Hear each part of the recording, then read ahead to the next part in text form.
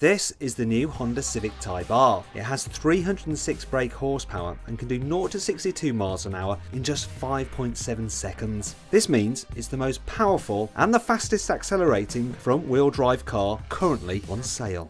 This has to be one of the wildest looking cars you can currently buy.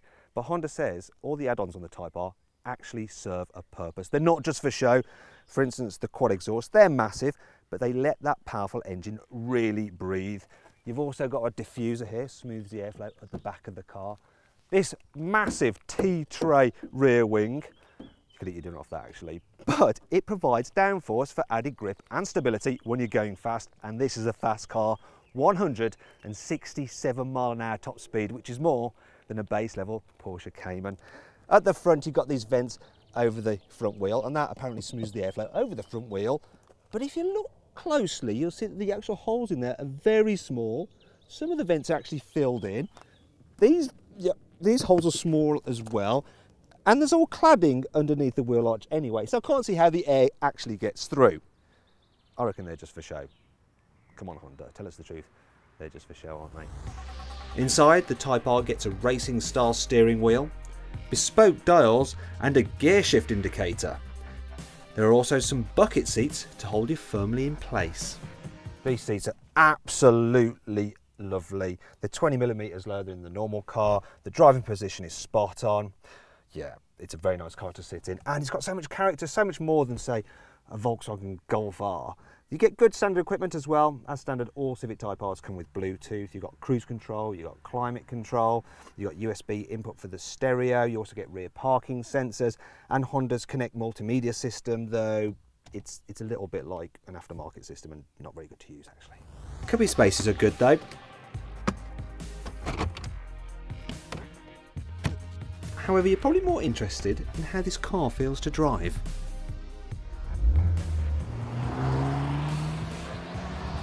Right then, let's start with the engine.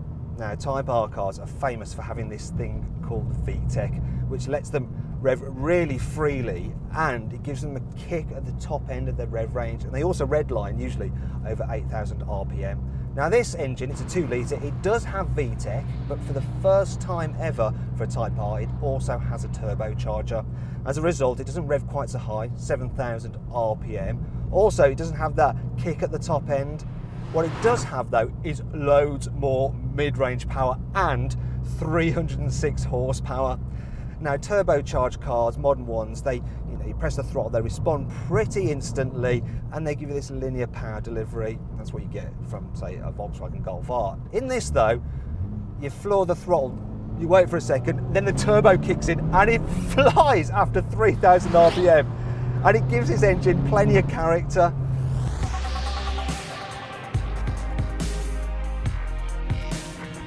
Now, high-performance front-wheel drive cars do this thing that when you accelerate, with all the power going through the front wheels, the steering wheel starts to squirm about in your hands.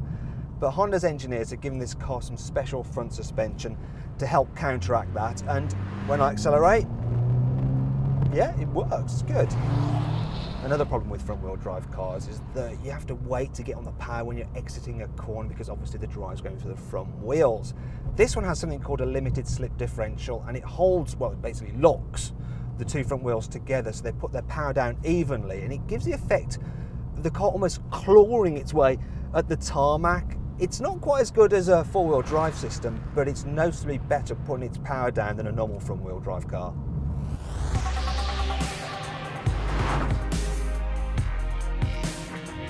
Okay, then the steering. Now, it doesn't have quite as much feel or feedback as you get in a Renault Sport Megane, but it's lightning quick and super sharp, very, very accurate.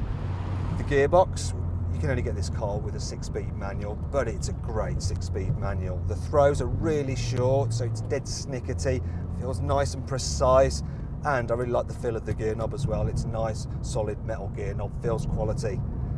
As for the brakes, big Brembo brakes, they've got loads of stopping power and the pedal's got a real positive feel to it. Also, it's quite close to the throttle pedal, so when you're braking, you can actually just blip the throttle to smooth your gear change as you're slowing down for a corner. Then there's the chassis. I mean, this thing just feels really, really rigid, almost like a racing car, and that combined with the super sticky tyres means that the way it grips the road is incredible. And then there's the suspension. You see, it stops the car rolling about really well, but because you've got adaptive dampers, it's not so fun that it bounces you about all over the place. Now, there is one thing that does disappoint me slightly about this car, because old Type R cars used to make this kind of screaming sound when you rev them out, and it made the hairs on the back of your neck stand up. But this one, well, listen, I'll let you hear it.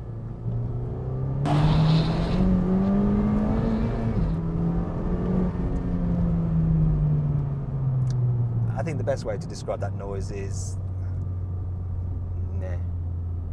Then there are some other problems with this car which are common to all Honda Civics actually. One is the fact that the position of the speedo can be obscured depending on how you sit by the steering wheel, which isn't great in a car that can do 167 miles an hour. Then there's the horn. I mean, listen to this. Doesn't sound like this car's got 306 brake horsepower at all from the noise of that. And then there's the rear visibility. You've got that integrated spoiler there, and it just kind of ruins the view out the back.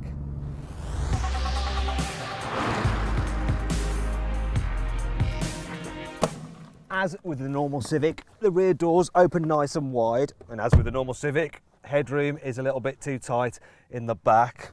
However, the Type R, unlike the normal Civic, doesn't have the fold-up seat bases. It seems to have part of the mechanism, but it's not fully operational. Apparently that's to help save weight, but come on Honda, how much weight are you actually saving? And then there's the boot. Yes, the Civic's boot is absolutely massive, but as standard, the normal Type R doesn't have the false floor, so that when you fold the seats down, you don't get a flat load bay. There's not even a parcel shelf, yet this car starts from £29,995. And that price could be a big problem. You see, someone who can afford to spend £30,000 on a car probably doesn't want it to look like it's just been stolen from the set of The Fast and the Furious. But this car, it is fast, it is furious, it's epic fun to drive, but if you want something a little bit more subtle, then check out our review of the VW Golf R by clicking here.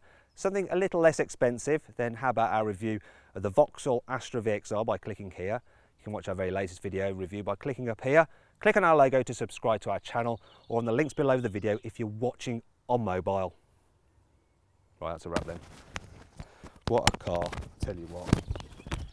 Honda has for so long been just focusing on economy. It's great to see them doing a performance car again, Ed.